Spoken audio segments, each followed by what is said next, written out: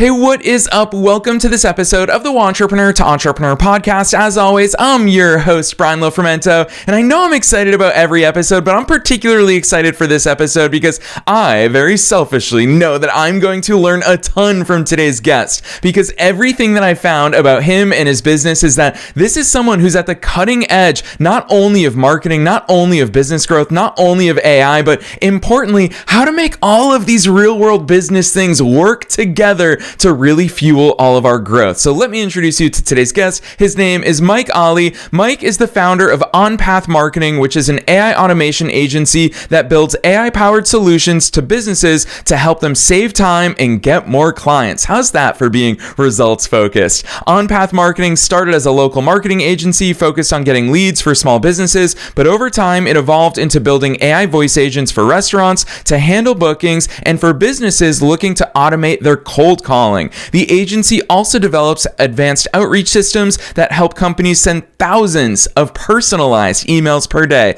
Not just blanket emails, but personalized emails. Mike's going to give us some really valuable insights there. Originally on track for a career in finance, Mike graduated as valedictorian, but quickly realized that entrepreneurship was the better path. And I'm grateful that he woke up and discovered this as his career path. Since then, he's been figuring out how to turn ideas into real scalable businesses, learning the hard way what works and what doesn't. This is a true entrepreneur's entrepreneur, so I'm excited about this one. I'm not going to say anything else. Let's dive straight into my interview with Mike Ali.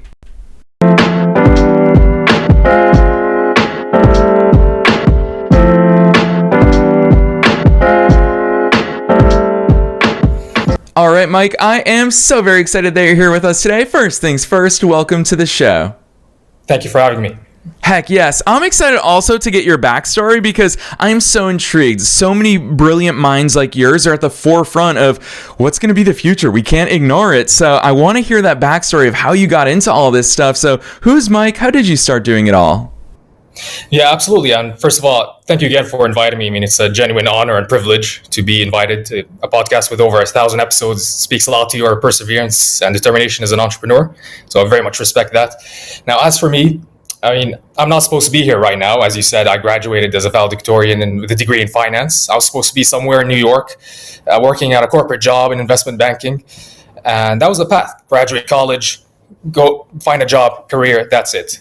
But of course, life doesn't always pan out the way you want it to be. And I just found myself just wasting a lot of time sending in resumes, going on interviews, and then getting job offers I didn't like. So I decided to take matters into my own hands. And that's when I decided to start On Path Marketing, a marketing agency.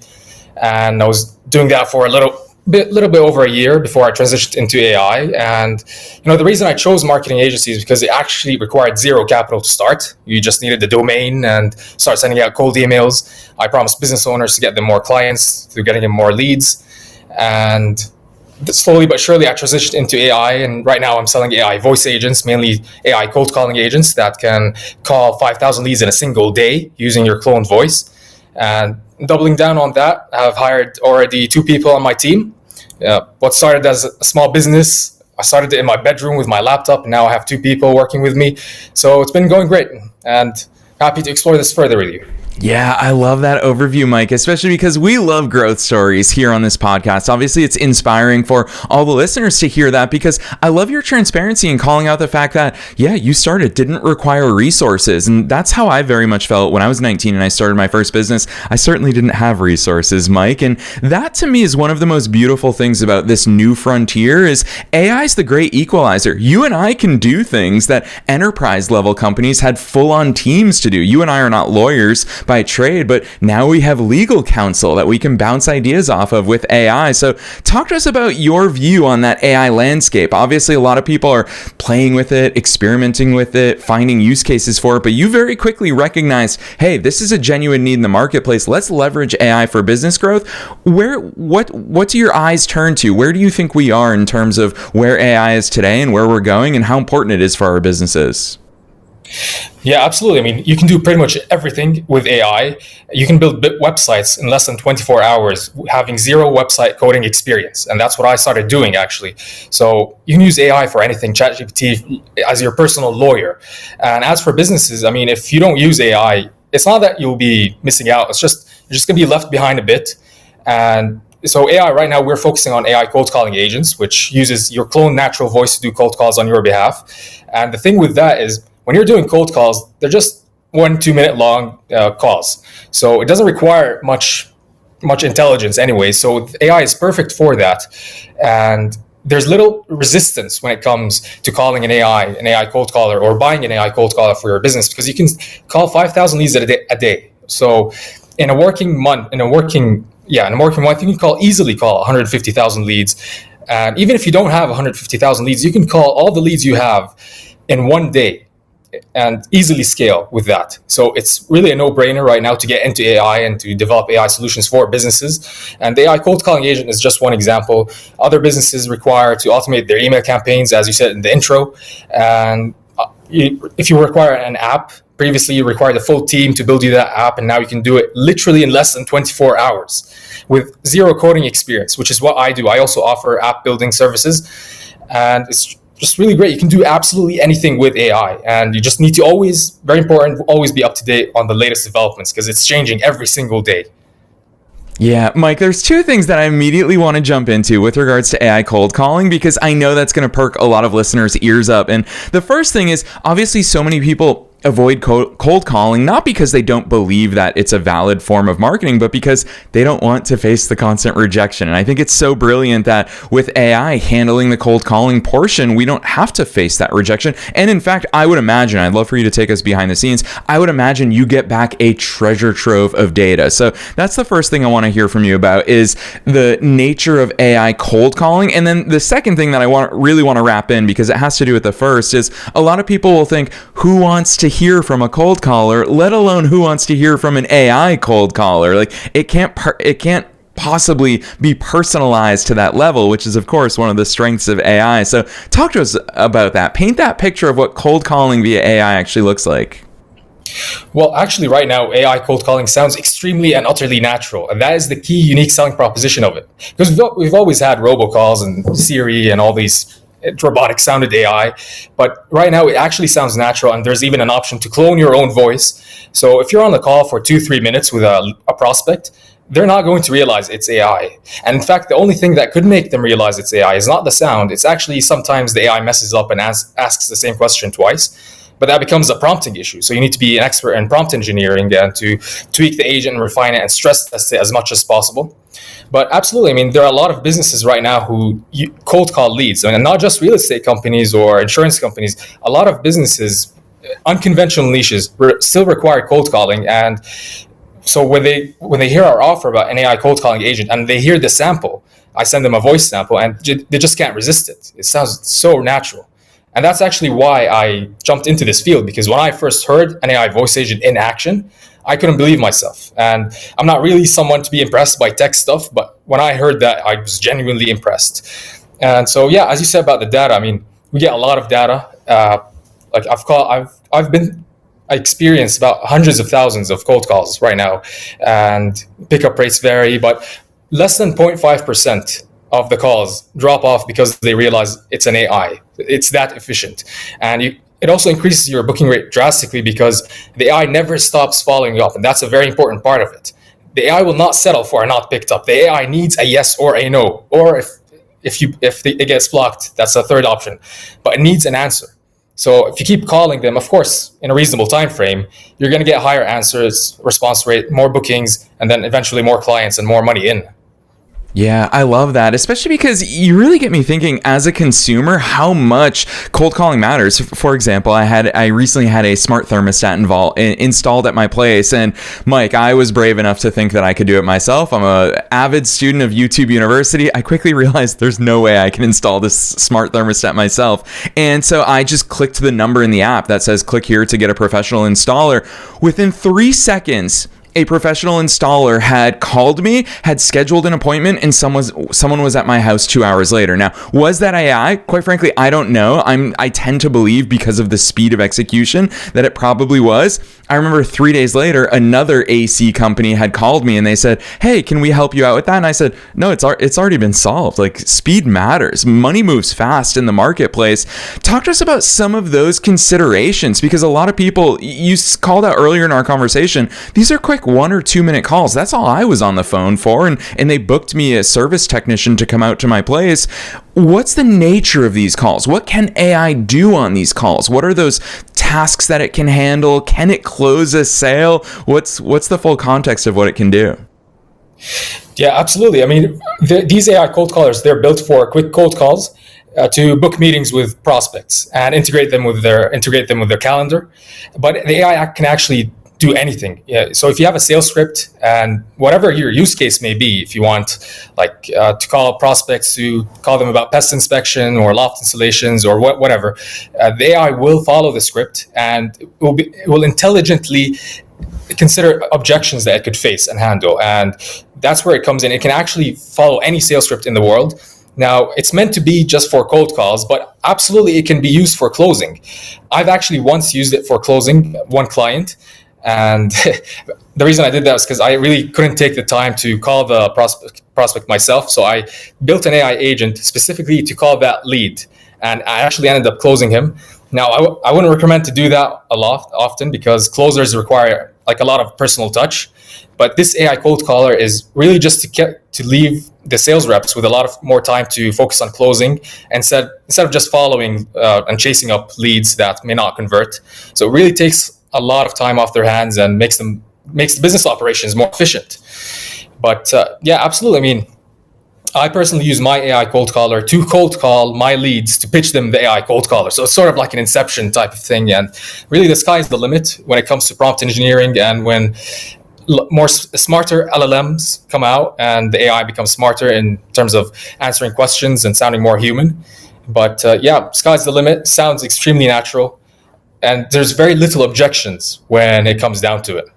Yeah, Mike, but I will call out that I think part of your unique superpower in this space is the fact that you started out as a local marketing agency, and so you bring the marketing strategist mindset to it. A lot of people tuning into this episode might just really hone in on the AI component of it and say, wow, AI can clone voice. And we know that that's out there. Podcasters, content creators, we're all very cognizant of the power of this. Actually, I tested it out very recently, and I sent it was only like a 12-second voice clip to my family group chat to see if they could realize that wasn't me talking. It was actually AI. Nobody even batted an eyelid. They all thought that was me sending that voice memo. And so obviously people know about the technology, but I'd love for you to zoom out with us and talk to us about the underlying strategy, because what I'm hearing is that you have to identify your leads. You have to source your leads. You have to have the right messaging, the right offer, the right hook. Talk to us about that strategic stuff, because what you bring to the marketplace isn't merely adding AI onto things. It's the entire encompassing strategy. So I'd love you to walk us through what a successful campaign and rollout looks like. Yeah, absolutely. I mean, when I started selling this, I really was focusing on the features and saying how it sounds very natural. It can connect with your CRM, calls thousands of leads a day. But with sales, you have to really sell the benefits, not the features. And right now I'm starting to shift the strategy and pitch it as something that could increase your booking rate, get you more clients. And I've been seeing more success with that. But still, you need to really mention that it sounds natural, because most people still think AI sounds robotic. Everyone agrees AI is intelligent, is more efficient, but the natural sounding part really surprises most people still. But yeah, when it first came out, nobody knew it sounded natural. Nobody knew you could clone voices. And where we come in is we say, hey, listen, you can actually build an AI agent for free online without needing our help. But where we come in is we help with the expertise and prompting so that the AI actually sounds intelligent and doesn't ramble on and sound robotic. And then we will connect your AI agent with your CRM so that you can track the calls. Because it doesn't mean anything if the AI just makes the calls and you don't know what happened in the calls, right? So you need to know which leads said yes, which said no. And so you connect that system with another large language model so that the AI analyzes the calls and then filters out the interested leads from the not interested leads. And then you link that with their calendar so that you really don't have to do anything at all. You just sit back and wake up, see your calendar full of meetings, and just take those meetings, close them, and move on. But my personal strategy right now, I'm personally focusing on Facebook ads, getting a lot of leads there, and I'm right now expanding to different markets, trying to get my cost per lead down. And as I said, I just get the leads from Facebook, and I use my cold caller to cold call them, books a meeting with me or one of my closers, and we close them. And that's my personal strategy.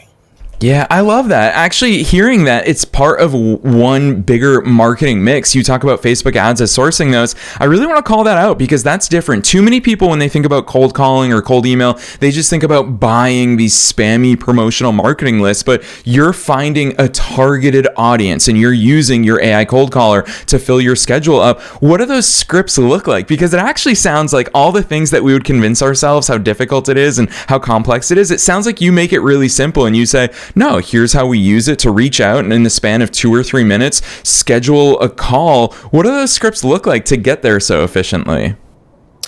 Yeah, absolutely. I mean, the AI will just call them and say, hey, listen, we're going to build you an AI cold calling agent using your cloned voice. They can call 1,000 leads a day and very efficiently and integrate it with your CRM. And then you address some objections, say, AI doesn't really sound natural. Well, actually, it sounds extremely natural, and we're going to send you a voice demo right now so you can check it out on your own time and see if you like it or not. And then they check it out. So the call ends, they check the voice sample out. It sends out automatically, so it's all automatic. So because you can't say no if you can't say no to sending a voice demo, right? So can I send you a voice demo? Yes, we send it. They listen back, say, all right, like my use case is pretty complex. Can you do it for us? Everyone thinks their use case is complex, but it's not really. So we then build them the AI agent without even paying anything. We build them the AI agent, then send them a number they can dial and talk to. They interact with the agent, and then they know it's actually legit. So the next part is, and that's the most important part, is linking it with the CRM so that the AI can make thousands of calls a day. And so that's pretty much it. I mean, you really face no objections except sometimes pricing, or people are not really ready to buy this stuff.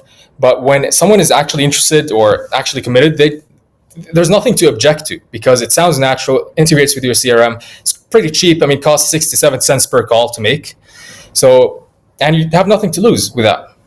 Yeah, it's brilliant. Also, Mike, even aside from what you do as a business owner, the way that you operate, the way that you sell to people, the way that you show them that value beforehand, I feel like you just exposed so many really cool insights and strategies that you personally use to just show that value up front. So, I mean, it seems so much of our conversation keeps coming back to the fact that it's a no-brainer for so many different reasons with regards to the technology's strengths and the affordability. I love how much you've emphasized that for us here today, too. Neither myself nor you nor any of our teams can call 50,000 people a month. That's just entirely out of the question. But this is just increasing that capacity. And I find, as the host of this show, I talk to so many different entrepreneurs, and yes, so many entrepreneurs as well. And Mike, they convince themselves of, oh, I'm not ready for that sort of volume. I wouldn't be able to handle that sort of capacity. What's your answer? How do you help people rise to that level where they see the potential of, yeah, even if you're calling 50,000 people a month, you're only going to convert X%. Only so many of those are going to turn into paying customers and repeat customers. How do you walk people through the capacity questions that I'm sure they have? Yeah, absolutely. I mean, most businesses, they don't have 50,000 leads to call. Most have they want to call 10,000 or 5,000. And the offer is really simple. Just the AI will take it over from you so your team can focus on actually closing those leads. And so I don't really have to have this conversation with them because the AI is going to match their pickup rate, and even exceed it just a bit. So the capacity issue is not really one, unless they decide to get more leads and contact them more and scale it, because 5,000 leads a day is not the maximum. You can actually call 10,000 leads a day. So it's very scalable. And if a business wants to do that, they'd just be prepared to do that, because having more leads, more prospects is not actually a bad thing. It's a good problem to have. And I've never had a business say, oh, it's too much, we can't handle it. And it's usually that we need more. We need more, and we want to call more.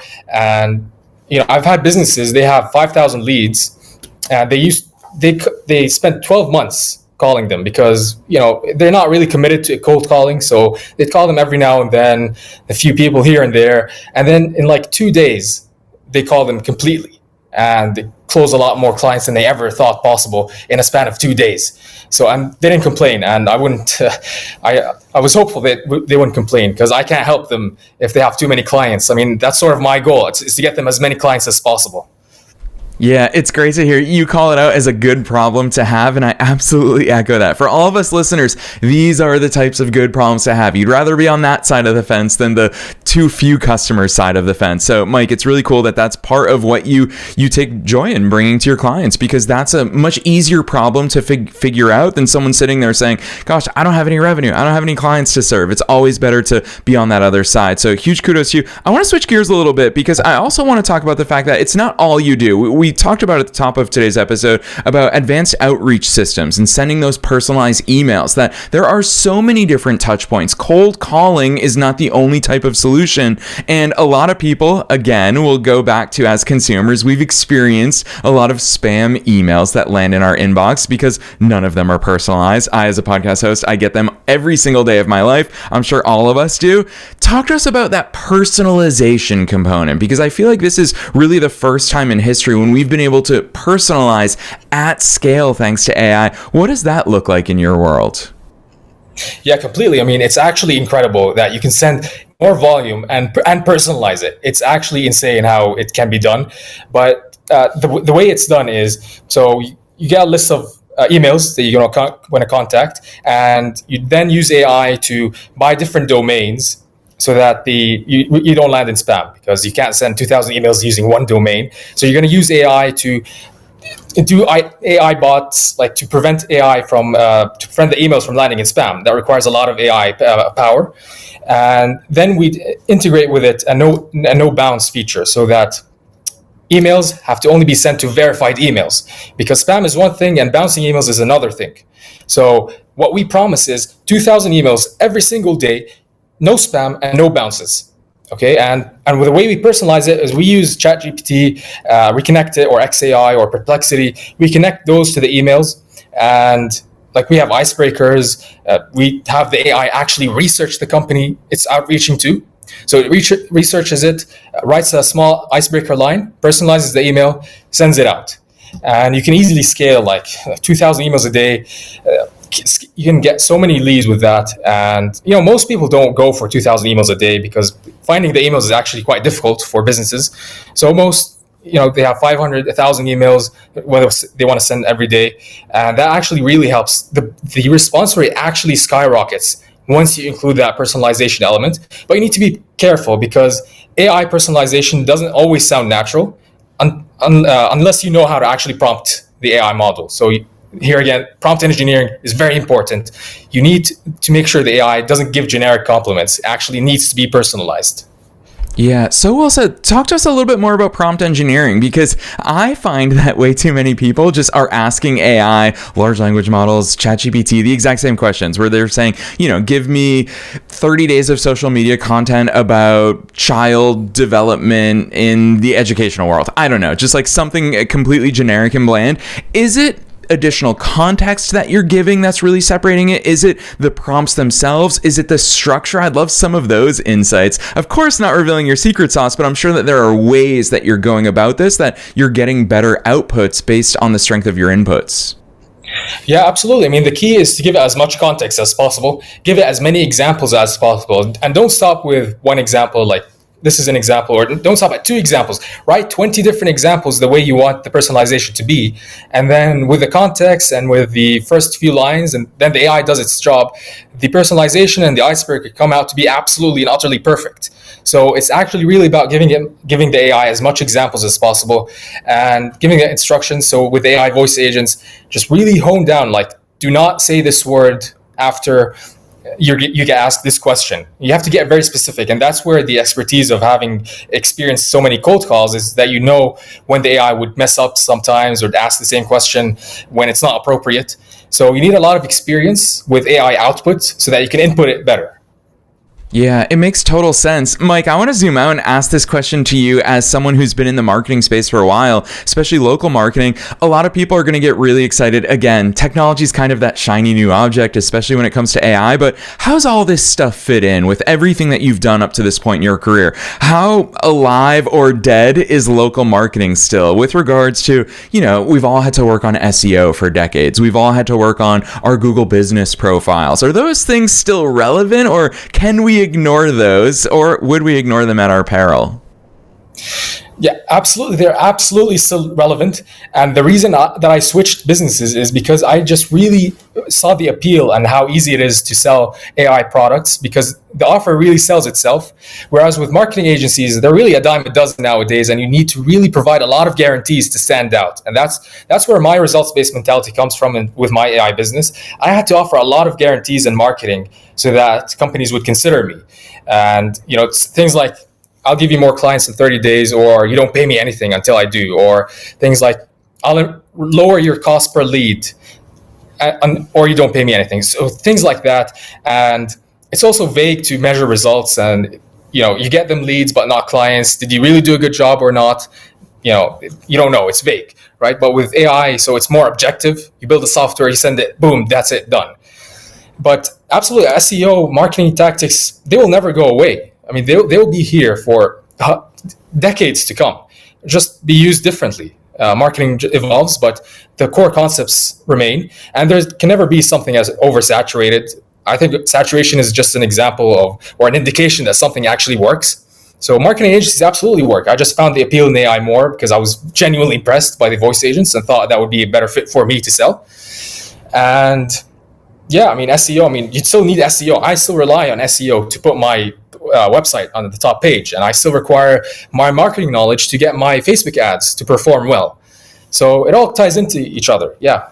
Yeah, Mike, you just dropped a knowledge bomb right there that I want to call out. You said that saturation is just a sign that something works. I think that's such a powerful takeaway from the strategic part of your mind. And you also mentioned evolution. Obviously, you live in a world that is evolving every single day. At the time of you and I recording this, I have started to see online pop up all those AI generated videos that people are using. I think it's Google is powering that tool called VO. These videos are unbelievable. I can't even imagine how it's going to change the entertainment industry, the content creation industry. And so all of that leads me to ask you, as the founder and CEO of an AI-based company, how the heck are you staying on top of all these new tools, all these new developments and models? How do you keep your skills sharp and know what's going on in the ever-evolving industry? Yeah, absolutely. Every single morning, I have to read AI updates because every day something new comes up. And probably every 2 weeks, something new that I can implement into my business model, like a drastic change, comes up. So, for example, when I started out, there wasn't the capability to make 5,000 calls a day. Now there is. So when I started out, it was mainly maximum 1,000 a day. But now the concurrency has increased, and then it was difficult to link it with your calendar. Now you can link it with your calendar and even send automatic email follow-ups. And the latest update is that you can actually send texts mid-call. Before the call has even ended, you can send a text message to the prospect. So that didn't exist like a month ago, and now it does. So you really need to just stay up to date on AI stuff, like read a lot of news, catch up, but focus on your business mainly, and the opportunities will come by if you really focus on your business. You focus on the different updates in the AI industry. You just implement that. You just have to be very quick to implement, because you can't say, oh, I'm doing it this way and this has worked for me in the past, but that's no indication that's going to work in the future. You have to adapt. Always you have to adapt. And yeah, absolutely. I mean, what I sold in the beginning is way less advanced than what I'm selling right now. And I imagine by August, it will be a completely different monster. Yeah, it's so true. I imagine a year from now, if you and I had this exact same conversation, we're going to be talking about something 100 times at a higher level. So yes, kudos to you for staying on top of all this and really driving the change. I think about all the business owners and small businesses that you personally are working with and transforming their businesses, which again, I want to reiterate, previously they would have needed massive budgets and huge employee numbers and teams in order to do this stuff. But it's so cool that you're bringing this stuff to everyday small businesses, which fits in so well with our mission here beyond the show. So I'm super grateful you're doing this work, and I'm very excited to hear how you answer this last question, because it's super broad and it's very entrepreneurial focused in nature. And that is, what's your best piece of advice for listeners, knowing that we're being listened to by both entrepreneurs and entrepreneurs at all different stages of their own growth journeys, and also knowing that you're not just a subject matter expert, you're one of us, you are a fellow entrepreneur yourself. What's that one piece of advice that you want to leave them with today? Yeah, great question. I mean, the hardest part about being an entrepreneur is actually finding out what to do. Because once you're sending out emails, your campaign is running, you have leads waiting on responses, you're left stuck. Okay, what do I do now? I'm done working. I don't know what to do. But that's where actually the real work starts. Finding out what to do is about 80% of the work. So every single day, I'd ask myself, what is my business and how does it make money? And I forced my brain to come up with 20 different things I can do today to start getting money into my business. And that's actually a good exercise, because you'd go through 1, 2, 3, 4, 5, and then your brain would say, all right, that's enough. We found out 5 solutions. But no, you promised yourself 20 different solutions. So you're going to force yourself to sit for 1 hour, 0 distractions, 0 dopamine hits, 1 hour, come up with 20 different things to do. And you'd be surprised by how creative your brain can get when you force your mind to actually think. And it's actually very difficult to do that. So you'd come up with 20, okay, get to work. You have 20 different things you can do for the rest of the week. And you do that every single week over week. I think that advice actually helped me a lot. And of course, the advice of consistency, but you have to be careful to be consistent with reflection, because you can't just work on something and you're like, oh yeah, I'm consistent, but you need to reflect. If something's not working, ask yourself, why isn't it working? What can I do differently? And then implement a slight tweak. Maybe just change the subject line if your emails are not being read. Change the subject line, test for another week, done. That's it. Don't quit just because something's not working, but also don't keep blindly doing things that don't work. Try to understand what you can do better. Mike, I love that advice. That is a level of intentionality. I think that you're right. I mean, you threw a little bit of shade at the generic advice that so many people give in the business world of just be consistent. But I love that caveat that you threw in there of be consistent with intentionality, with some discipline, with that focus, with genuine deep thought, which coming from the founder of an AI company like yours, I think that that's really powerful advice that we all need to take to heart in our own businesses. So, Mike, I can only imagine how many ideas our listeners are having after hearing our conversation here today. So you've got to drop some links on us. Where should listeners go to find out about all the great things that you personally are doing with on-path marketing and all the great things that you're launching alongside your customers and how the heck you're helping people? Where should they go from here? Absolutely. So you can visit our website, ai.onpathmarketing.com. There you'd find the list of all the services that we provide. And below you'll find our Instagram, LinkedIn. Instagram is instagram.com/theonpathmarketing. And if you're really interested in AI cold calling specifically, go to app.onpathmarketing.com. You can get to actually talk to an AI agent on the website and even interact with a chatbot. And it's just one big, beautiful website. Check it out. Yes, that is so cool. And listeners, you already know the drill. We're making it as easy as possible for you to click through to all those links down below in the show notes, no matter where it is that you're tuning into today's episode. So you don't have to memorize anything. You don't have to remember it. If you're on the go or you're driving, you can click right on through from the show notes. Otherwise, Mike, on behalf of myself and all the listeners worldwide, thanks so much for coming on the show today. Thank you very much.